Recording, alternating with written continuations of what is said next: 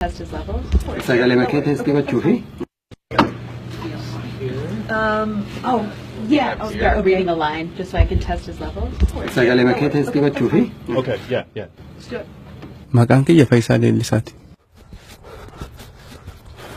Yeroo darbe hiriyooti meedaaliyaa birrii mo'adhe. Akkuma sarara dhumaa sanatti dhiyaadhetti harka koo mataa gubbaa godhee mormii koo agarsiiseera. Namoonni miidiyaa hedduu ta'an akka ilaalan nan beeka. Mormiin an agarsiisuun mormii uummanni Oromoo Itoophiyaa keessatti ji'oottan 10 agarsiisaa ture. Uummanni Oromoo mormiin isaanii ji'a Sadaasaa jalqabe.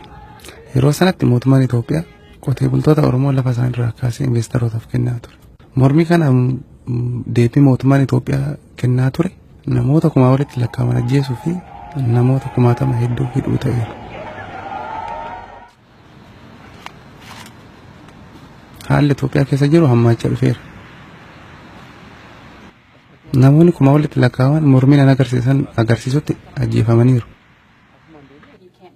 Ajjechaa humni waraana Itoophiyaa uummata Oromoo fi ilmaan Itoophiyaa mara irraan gahaa jiru addunyaatti agarsiisuun barbaada. Kana booda Itoophiyaatti deebi'uu hin danda'u. Mootummaan yoon deebi'e akka rakkoon tokko narra hin geenye dubbateera.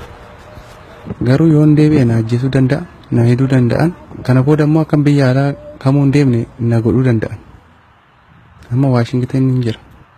Mootummaan Ameerikaa viizaa yeroodhaaf as na tursiisuu danda'u naa kenneera. Garuu haadha warraa koo, ijoollee koo, haadha koo irraa addaan baheen jira. Akkuma uummata kiyyaa uummanni Ameerikaa nagaa jaallata. Kana malees faayidaa bilisummaa dimokiraasii mirga dhalaa ni beeka. Waan ani uummata Ameerikaa gaafadhu hariiroo mootummaan Ameerikaa mootummaa Itoophiyaa wajjin qabu wantoota kanarratti kan hundaa'e akka ta'u. Ameerikaan uummata Itoophiyaa rakkachaa jiru gargaaruu qabdi. Uummanni Itoophiyaa bilisummaa walqixxummaa fi nagaa barbaada. Ana atileetidha, nama siyaasaa miti. Ana fiigichi jireenya kooti.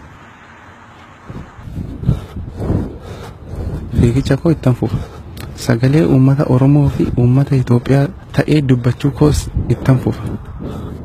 Amma uummanni Itoophiyaa dhugaasaa argatutti.